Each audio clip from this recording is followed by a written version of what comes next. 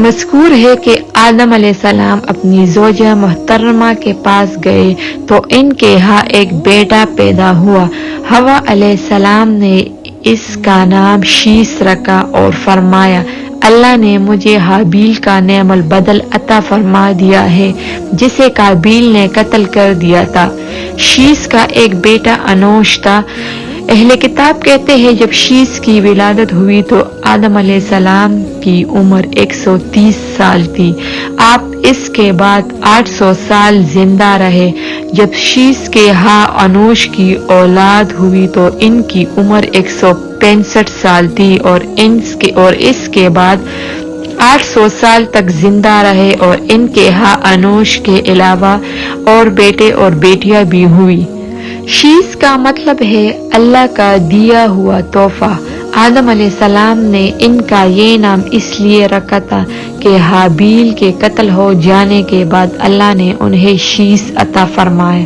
मोहम्मद बिन इसहाक रहमतुल्लाह अलैह ने फरमाया, जब आदम अलैहिस्सलाम की वफात का वक्त आया तो आपने अपने बेटे शीस के हक में वसीयत की। उन्हें रात और दिन के औकात और इन औकात में अदा की जाने वाली इबादत की तालीम दी और उन्हें बताया कि एक तूफान आने वाला है। कहते हैं कि आजकल जितने इंसान मौजूद हैं इनका नस्ब शीस अलैहिस्सलाम तक पहुंचता है। आदम अलैहिस्सलाम के दूसरे बेटों की औलाद खत्म हो चुकी थी।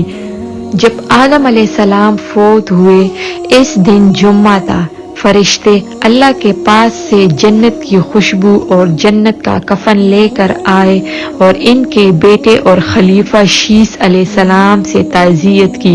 हजरत अबी बिन काब रज़ियल्लाहु ताला अन्हा से रिवायत है, उन्होंने फरमाया, जब आदम अलैहिस्सलाम की वफात का वक़्त करीब आया उन्होंने अपने बेटों से फरमाया, बेटो मेरा जन्नत के पल खाने को जी चाहता है। वो तलाश करके निकल खड़े हुए। उन्हें सामने से फरिश्ते आते मिले जिनके पास आदम अलैहिस्सलाम का कफन और खुशबू थी और इनके पास कुल्हाड़े, कसिया और टोकरियां भी थी।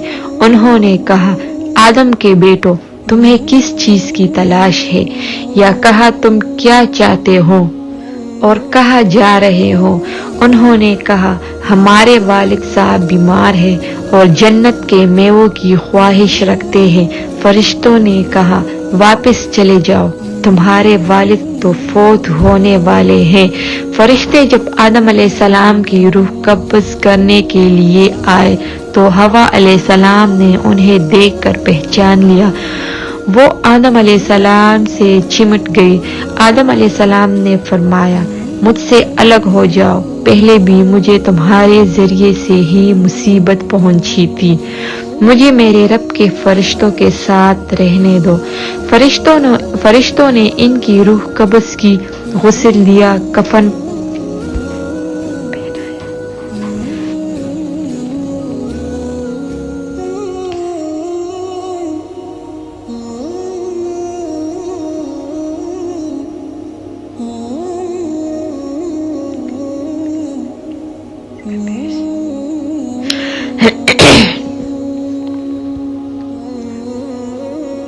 हजरत आदम अलैहिस्सलाम कहाँ दफन हुए, इसमें इख्तिलाफ है। मशहूर है कि उन्हें हिंदुस्तान के पास श्रीलंका में इस पहाड़ के करीब दफन किया गया जहाँ उन्हें जन्नत से उतारा गया था।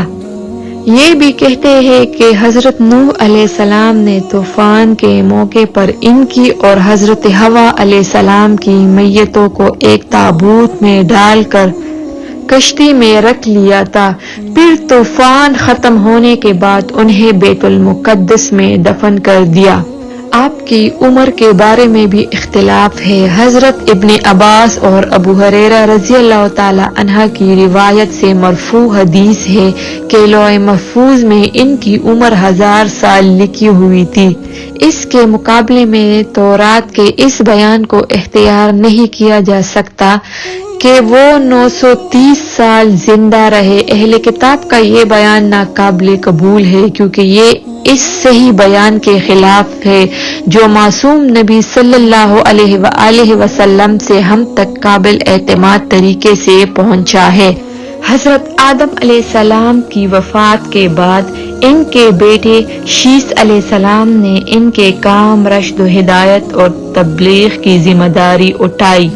جب ان کی وفات کا وقت آیا تو انہوں نے اپنے بیٹے انوش کے حق میں وصیت کی، چنانچہ انہوں نے یہ ذمہ داری اٹھائی۔ ان کے بعد ان کے بیٹے کینن، پھر ان کے بیٹے مہلائیل نے یہ منصب سنبھالا۔ ان کے بارے میں اہل فارس کا کہنا ہے کہ وہ ہفت کلیم کے بادشاہ تھے۔ سب سے پہلے انہوں نے درخت کاٹے، شہر بسائے اور بڑے بڑے قلعے تعمیر کیے۔ وہ کہتے ہیں کہ بابل اور سوس، ایران کے شہر انہوں نے تعمیر کیے۔ انہوں نے ابلیس کے لشکروں کو شکست دے کر زمین کے دور دراز علاقوں اور پہاڑوں کی گھاٹیوں میں منتشر کر دیا۔ انہوں نے سب سے سرکش جن اور بھوت قتل کیے۔ ان کا ایک بہت بڑا تاج تھا۔ وہ لوگوں سے خطاب فرماتے تھے۔ ان کی حکومت 40 سال قائم رہی۔ ان کی وفات پر ان کے بیٹے یرد نے ان کا منصب سنبھالا۔ انہوں نے اپنی وفات کے وقت اپنے بیٹے ہنوح کے حق میں وصیت کی۔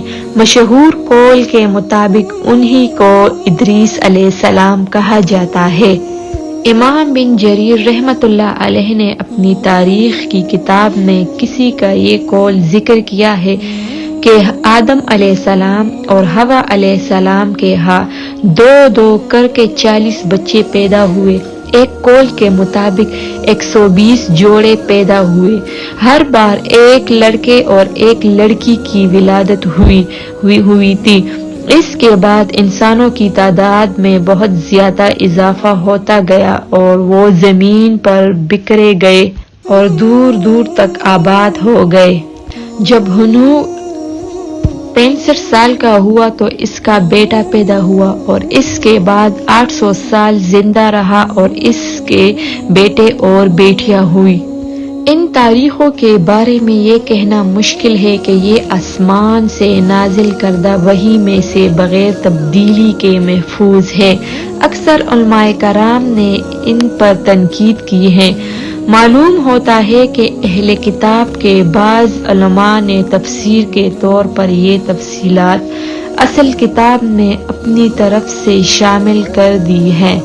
ان میں بہت سی غلطیاں بھی ہیں جیسے کہ ہم آئندہ انہیں ان کے مقام پر ذکر کریں گے انشاءاللہ۔